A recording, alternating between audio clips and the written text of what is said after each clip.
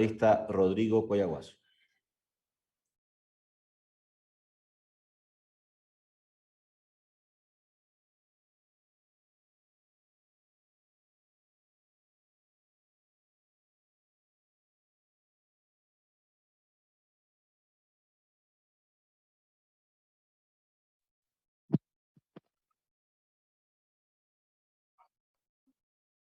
Gracias, presidente. Por favor, me confirma si se me escucha.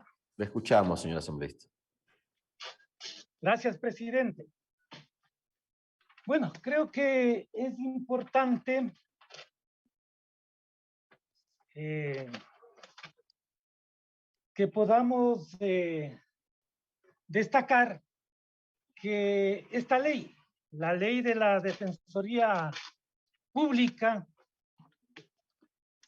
sea un paso importante, fundamental, para que la Defensoría Pública pueda tener su ley específica.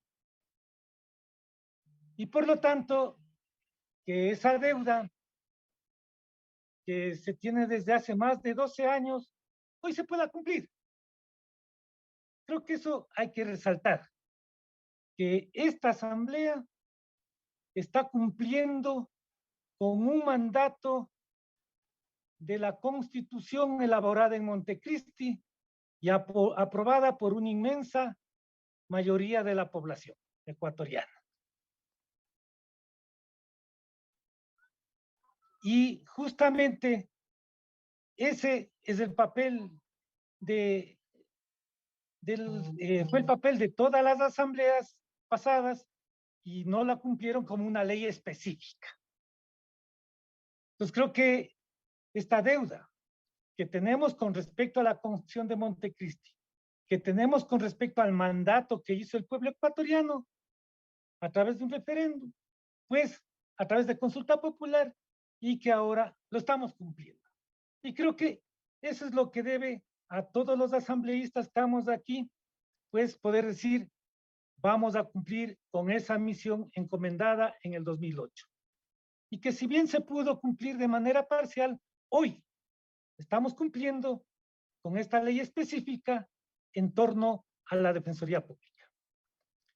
El otro elemento, presidente y colegas, que es importante resaltar, que ha habido una triangulación importante. Esta triangulación en que en el un vértice está, obviamente, la Comisión de Justicia y Estructuración del Estado. En el otro vértice tenemos la Defensoría Pública, justamente que ha estado que es justamente la que tiene que llevar adelante el acceso gratuito a la justicia. Y una tercera arista que cierra este triángulo es, ¿no?, la intervención, participación de profesionales, catedráticos, de universidades, etc. Y todos con puntos de vista diferentes, pero que se ha logrado, digamos, ya tener ya para segundo debate este proyecto de ley. Con respecto a algunos criterios que han dado colegas e incluso sectores ciudadanos, es importante que debemos tomar en cuenta que toda ley es perfectible, toda ley es subsanable. Incluso si existe una inconstitucionalidad, obviamente hay el procedimiento, hay el proceso, hay la instancia donde se puede demandar una inconstitucionalidad. Por esto es importante, compañero presidente de la comisión, que podamos recoger los criterios que han ido planteando los compañeros y compañeras, que veo que más allá de que sea de fondo es tratar de articular entre lo que hemos elaborado con algunos aspectos que han planteado algunos compañeros. En este marco, yo quisiera recurrir, obviamente, a la Constitución. Y ahí tenemos, ¿no es cierto?, el artículo 191, el artículo 75 y el artículo 76, numeral 1 de la Constitución. Pero además, también nosotros contamos con la Convención Interamericana de Derechos Humanos, que en el artículo 25.1 de la Convención Interamericana nos dice que los jueces y tribunales de garantías penales están obligados a no dejar en la indefensión por ningún motivo al incriminado. Es decir, tenemos una legislación internacional la cual obliga, ¿no es cierto?, a que en ningún momento se deje en indefensión al incriminado. Esto desde la parte internacional. Pero si vamos ya a la Constitución, en el artículo 191, claramente sobre el papel de la Defensoría Pública, nos está diciendo, y voy a leer textualmente, artículo 191, la Defensoría Pública es un órgano autónomo de la función judicial. Por eso la necesidad de poder tener una ley específica de la Ley de Defensoría Pública y que luego de 12 años, pues ahora lo estamos cumpliendo. Cuyo fin es garantizar el pleno e igual acceso, a la justicia en las personas que, por su estado de indefensión, condición económica, social o cultural, no puedan contratar los servicios de la defensa legal para la protección de sus derechos. Eso nos dice la Constitución. Y por cierto, este había sido publicado por el Consejo de Participación Ciudadana. Bueno, la Defensoría Pública prestará un servicio legal, técnico, oportuno, eficiente, eficaz y gratuito en el patrocinio y asesoría jurídica de los derechos de las personas en todas las materias e instancias. Aquí tenemos el papel de la Defensoría Pública. Y como vuelvo y repito, ¿no? Es un órgano autónomo de la función judicial. Y por eso la necesidad de tener una ley específica. Luego, pues, si luego recurrimos al artículo 75, en el que nos habla sobre los derechos de protección. En la Constitución nos dice, toda persona tiene el derecho al acceso gratuito a la justicia y a la tutela efectiva, imparcial y expedita de sus derechos e intereses, con sujeción a los principios de inmediación y celeridad. En ningún caso quedará en indefensión. El incumplimiento de las resoluciones judiciales serán sancionadas por la ley. Aquí justamente nos está hablando sobre los derechos de participación y que toda persona tiene derecho al acceso gratuito a la justicia. El artículo 76 nos dice lo siguiente: en todo proceso en el que se determinen derechos y obligaciones de cualquier orden, se asegurarán el derecho al debido proceso que incluirá las siguientes garantías básicas. Numeral 1 del artículo 76 de la Constitución. Corresponde a toda autoridad administrativa o judicial garantizar el cumplimiento de las normas y derechos de las partes. Entonces, la Constitución es clara. Y termino, porque creo que justamente el paraguas que nosotros tenemos en la Constitución, digamos, para todo lo que estamos tratando ahora, es la Constitución. En este marco, estamos hablando que la Constitución nos está garantizando el derecho, digamos, a no estar en indefensión. Y para eso justamente está la institución pública, que en este caso es la Defensoría del Pueblo. Es necesario, yendo al artículo 6, y creo que esta es la columna vertebral por el cual debe armonizarse el proyecto de ley que estamos tratando. Y se ha hecho mención al artículo 6, ¿no? y que este estaría en contradicción con el artículo 14. Por eso me parece importante, compañero presidente de la Comisión de Justicia, que este debe ser lo que armonice el resto de lo que es en este caso la ley y específicamente con el artículo 14. El artículo 6 es claro y preciso y nos dice sobre la asesoría, asistencia legal y el patrocinio. Nos dice la Defensoría Pública y la red complementaria a la defensa pública tiene la obligación de brindar servicios de asesoría en todas las materias e instancias de asistencia legal y patrocinio en las líneas de atención prioritaria que se describen en esta ley con los siguientes parámetros. Y los parámetros, tenemos 3 parámetros.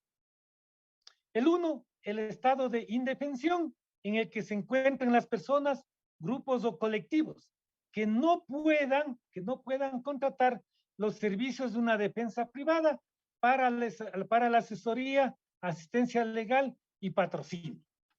Esto ya se ha estado dando, pero se deja claramente establecido como un parámetro.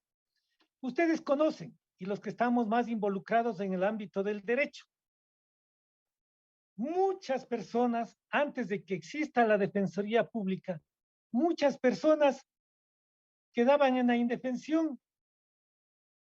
Sus derechos eran pisoteados. ¿Por qué? Por el hecho de no contar con el recurso económico para contratar un abogado. Y claro, era como una feria, como un espacio de trabajo amplísimo que se tenía los abogados. Pero cuando ya se instauró la Defensoría Pública, obviamente muchas personas que no podían contratar los servicios de los abogados acudieron hacia la Defensoría Pública y estaban teniendo, y otras personas estaban teniendo una asesoría privada, pues ellos también migraron hacia la Defensoría Pública, porque prácticamente pagar a un abogado de su escuálido sueldo o de sus muy pocos ingresos, pagar a un abogado se constituía pues casi en que le costaba un ojo de la cara. Entonces, la Defensoría Pública pasó a ser un ente importante y fundamental y sobre todo gratuito. ¿Para qué? Para el acceso a la justicia. Entonces, creo que está definido claramente aquí en este artículo, en este numeral del artículo 6. En el numeral 2 se dice, se encuentran en estado de vulnerabilidad, quienes se encuentren en estado de vulnerabilidad. ¿Quiénes? Todas aquellas personas que se encuentran dentro de los grupos de atención prioritaria determinados en el capítulo 3 del título 2 de la Constitución de la República. ¿Cuáles son aquellas personas? La Constitución es clara. Aquí en esta Constitución es clara. Y nos dice, ¿no? Los adultos mayores, los jóvenes, quienes se encuentran en condición de movilidad humana, mujeres embarazadas, niños, niñas, adolescentes, personas con discapacidad, enfermedades, personas con enfermedades catastróficas, PPLs, etcétera, etcétera. Entonces, ya nos da este otro parámetro que nos dice la Constitución y que está claramente establecido en el capítulo 3 del título 2 de la Constitución. El tercero nos habla que sobre la condición económica sujeta a vulnerabilidad. ¿Qué es lo que se entiende por esto? No, se entenderá que una persona se encuentra en condición económica sujeta a vulnerabilidad cuando se encuentra desempleada o percibe ingresos iguales o inferiores al valor de 2 salarios básicos unificados, excepto en materias penales cuyo patrocinio es derecho de toda persona. He leído el artículo 6, he dado mis comentarios sobre esto y creo que este es como la columna que puede ir direccionando con respecto a los demás artículos y sobre todo con el artículo 14. Entonces creo que esto habría que tomar en cuenta, presidente. Para ir finalizando, presidente, creo que con respecto a los estudios jurídicos, se discutió bastante sobre este tema Y claro, por un lado se decía que lo que se está queriendo es evaluar a la universidad como tal. Y por lo tanto, se estaría rompiendo el criterio de autonomía o el principio de autonomía de las universidades.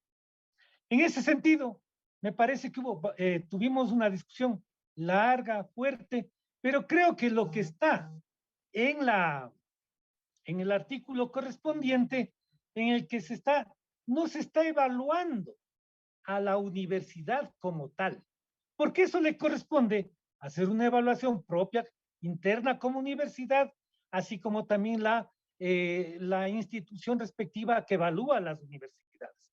Y en este marco, lo que se está evaluando es la calidad del servicio, que es otra cosa, que no es, en este caso, la evaluación a la universidad, que eso para nada le corresponde ni a la Defensoría Pública, ni a la Asamblea, sino sobre todo a las instituciones dedicadas correspondientes y a la misma universidad como tal. Entonces, presidente, creo que si es que hay algo que mejorar, hay que mejorar. Si es que hay que mejorar. En todo caso, creo que este es un gran aporte que luego de 12 años que se ha tenido un vacío, pues ahora podamos contar con una ley que va a ayudar a lo fundamental,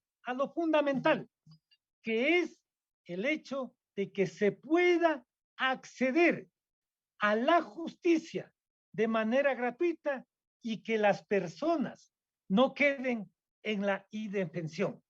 Por eso, pues, me apoyo a este proyecto de ley y ojalá se pueda recoger algunos criterios para que la podamos perfeccionar.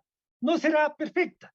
Más adelante, ya con la operatividad, se irá viendo cómo se va haciendo y obviamente hay los mecanismos para reformar, para mejorarla, para ampliarla, pero el deber de esta asamblea es que podamos contar con una norma específica para la Defensoría Pública y por lo tanto cumplir con ese mandato que tuvimos en el 2008 por la Asamblea Constituyente en Montecristi y por esos compañeros, por la ciudadanía que con votación popular dio carta abierta a que se ejecute la Constitución. Gracias, presidente.